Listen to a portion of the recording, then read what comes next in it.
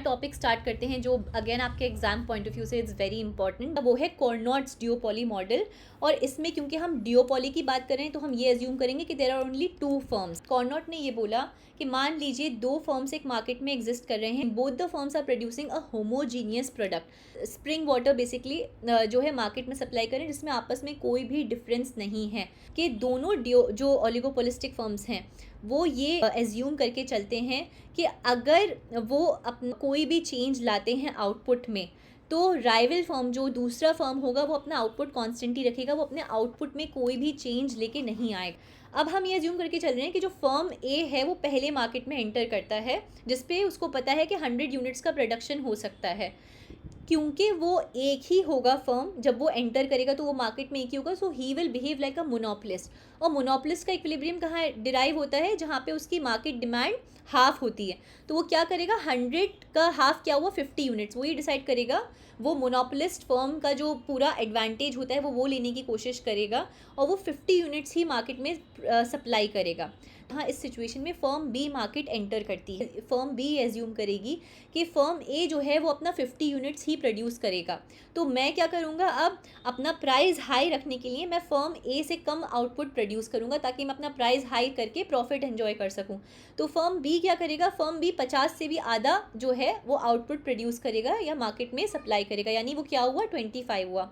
अब इस तरीके से करते करते क्या होगा आगे जाके, जब ये इसी तरीके से अपना आउटपुट कम करते चले जाएंगे और अपने प्राइस को बढ़ाते जाएंगे, जो तो इस एडजस्टमेंट से जो फाइनल इक्विलिब्रियम सिचुएशन आएगी वो ये है कि दोनों फर्म्स आपस में 1/3 ऑफ टोटल आउटपुट प्रोड्यूस करेंगे, यानी 2/3 जो है वो टोटल आउटपुट होगा। दूसरा जो एक मॉडल आया वो आया बर्ट्रैंड्स डिओपॉली मॉडल। बर्ट्रैंड ने आउटपुट की जगह फोकस किया प्राइस पे। फर्म्स ये एज्यूम करते हैं, जब दो फर्म्स मार्केट में होते हैं तो दूसरा राइवल फर्म जो होता है वो ये एज्यूम करता है कि फर्म ए अपना प्राइस जो है वो कांस्टेंट रखेगा, तो मैं अपना प्राइस कम कर देता हूँ ताकि मेरी जो प्रोडक्ट की डिमांड है वो बढ़ जाए, मुझे ज़्यादा कंज्यूमर्स मिल जाए मार्केट में। अब क्या होगा? दोनों फर्म्स आपस में ये एज्यूम करेंगे, और आपस में इस इनडायरेक्ट प्राइस वॉर की वजह से क्या होगा? प्राइस तब तक फॉल करेगा जब तक उस फर्म्स की मार्जिनल कॉस्ट से वो इक्वल ना हो जाए। जैसे ही मार्जिनल कॉस्ट से इक्वल होगा, वैसे ही क्या होगा? फर्म्स अपना प्राइस और डिक्लाइन करना एफर्ट नहीं कर पाएंगे। तो उस केस में क्या होगा? उस केस में बर्ट्रैंड डिओपॉली मॉडल में इक्विलिब्रियम कहाँ आएगा? जहाँ price will be equal to the marginal cost. अब एजवर्ड डिओपॉली मॉडल आया कि उन्होंने डायरेक्टली बर्ट्रैंड का जो डिओपॉली मॉडल था उसको क्रिटिसाइज किया। अब एजवर्ड ने एक प्रैक्टिकल एक्सप्लेनेशन दिया इस चीज़ का कि मान लीजिए बर्ट्रैंड जो है वो एज्यूम कर रहे हैं कि there is an unlimited production capacity, और उस पर फर्म्स अपना प्राइस गिराए चले जा रहे हैं, और तब तक गिराएंगे, तब तक डिक्लाइन करेंगे जब तक कि वो मार्जिनल कॉस्ट से इक्वल नहीं होता। एजवर्ड का जो मेन इसमें कंट्रीब्यूशन था वो ये था कि उन्होंने ये बोला कि बर्ट्रैंड ने एक अनरियलिस्टिक एजम्पशन रखा है। फर्म्स की जो कैपेसिटी होती है, प्रोडक्टिव कैपेसिटी, वो लिमिटेड होती है रियलिटी में। और उस वजह से क्या होता है कि अगर कोई फर्म ये डिसाइड करता है कि उसको अपना प्राइस डिक्लाइन करना है, तो वो एक लेवल तक तो कर देगा, बट बियॉन्ड उसके नहीं कर पाएगा, क्योंकि वो उसकी लिमिटेड प्रोडक्टिव कैपेसिटी की वजह से वो उतने कम प्राइस पे जो उसकी डिमांड बढ़ेगी वो उतनी डिमांड को फुलफिल ही नहीं कर पाएगा। तो जैसे कि मैंने आपको इस एग्जांपल में यहाँ पे स्क्रीन पे दिया कि दो एयरलाइंस हैं और दोनों के पास ऑब्वियसली लिमिटेड सीट्स अवेलेबल हैं, ठीक है। अब क्या हुआ? जो एयरलाइन ए है वो अपना टिकट प्राइस कम कर देता है, ये सोच के कि बी अपना प्राइस उतना ही रखेगा, मैं कम कर लेता हूँ, मैं बी का भी कुछ मार्केट शेयर जो है वो कैप्चर कर लेता हूँ। कैसे? कि उसके जो कुछ कंज्यूमर्स हैं, जब मैं टिकट की प्राइस अपना कम करूँगा तो आ जाएंगे। अब मान लीजिए एयरलाइन ए की जो कैपेसिटी थी वो 100 सीट्स की थी, लेकिन उसने प्राइस कम कर दिया और 120 की डिमांड हो गई अब इन टोटल, यानी 20 लोग एक्स्ट्रा आ गए। तो अब क्या होगा कि अब वो due to limited productive capacity, Bertrand का तो मॉडल फेल हो गया वहीं के वहीं, इसका तो कोई एक्सप्लेनेशन बर्ट्रैंड ने दिया ही नहीं। तो एजवर्ड ने ये बताया कि due to limited productive capacity ऐसा कोई इक्विलिब्रियम जो है वो डिओपॉली मॉडल में अचीव नहीं हो सकता, क्योंकि फर्म्स की लिमिटेड प्रोडक्टिव कैपेसिटी होती है। बाद आया स्टैकलबर्ग मॉडल।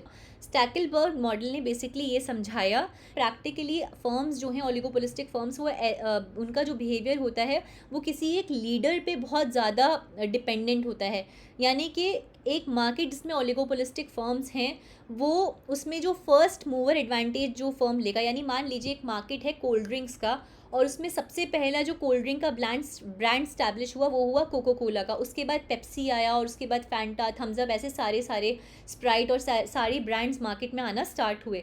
अब क्या हुआ? बिकॉज कोको कोला पहले आया और कोको कोला ने सबसे ज़्यादा डिमांड को कैप्चर करी अपनी कोल्ड ड्रिंक मार्केट में सप्लाई करके, उसकी कोल्ड ड्रिंक की बहुत डिमांड हो गई और लोग उसको परचेज़ करने लगे, और कोको कोला ने एक ट्रस्ट बिल्ड कर लिया साथ ही साथ क्या हुआ, क्योंकि पहली उसने अपनी फर्म स्टैब्लिश की थी, उसकी डिमांड इतनी इंक्रीज़ हुई, उसका प्रोडक्ट का इतना रेव हुआ कि उसने अपना स्केल भी एक्सपैंड कर लिया और वो एक सर्टेन लेवल पे आ गया।